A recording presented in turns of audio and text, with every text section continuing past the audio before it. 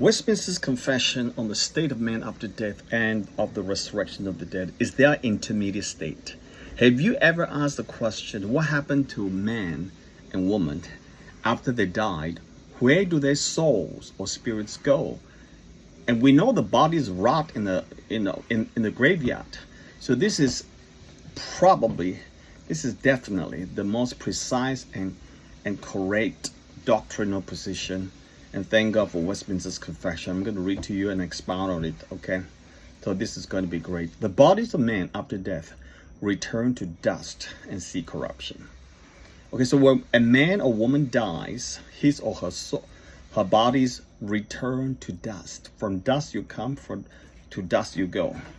Genesis 3:19 says, by the sweat of your face you shall eat bread, till you return to the ground, and out of it you were taken, for you are dust, and to dust you shall return. This is exactly what God said in Genesis 3:19. After Adam broke the covenant with God, God said, you shall die. Okay, the body shall return to dust. This is exactly what happened to all of us. Now, but their souls, which neither die nor sleep, have an immortal subsistence, immediately return to God who gave them. Okay, so the souls immediately go back to God. This is amazing, because immortal subsistence of soul.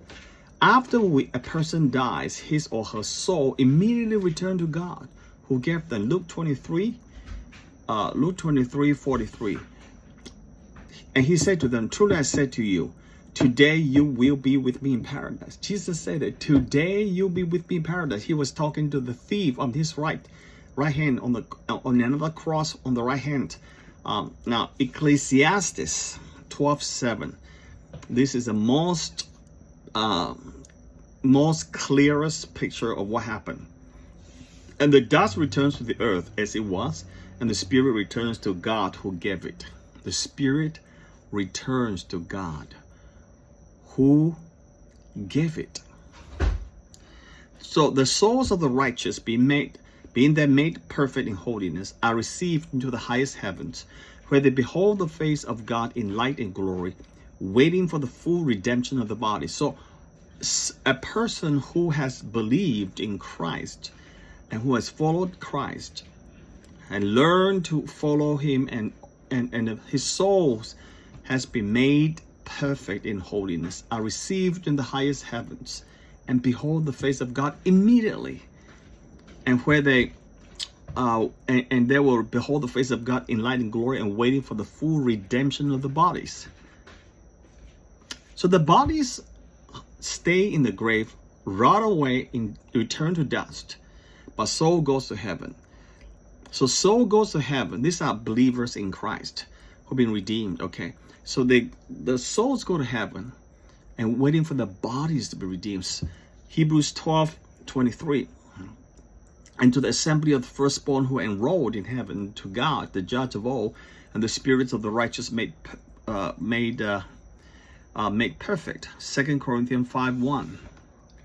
For we know that if the tent that is our earthly home is destroyed, we have a building from God, a house not made with hands, eternal in the heavens. Okay, so this is Philippians 1:23. Paul say, I'm hard pressed between the two. I'd rather be with Christ, for it's far better. Okay, Acts 3:21. Whom heaven must receive until the time for restoring all the things. Ephesians 4:10. All right, so and the souls of the wicked now are cast into hell, where they will remain in torments and wicked and utter darkness, which reserved to the judgment of the great day. So those weak people, the souls of the wicked people, by definition, wicked people are the sinners and those who rejected Jesus Christ. When they die, the bodies, of course, return to dust, but the soul immediately go to hell.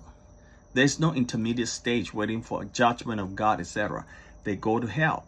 The souls of the righteous in Christ Jesus go straight to heaven, be with Jesus, with the Lord, and with God the Father forever and ever until the redemption of the bodies.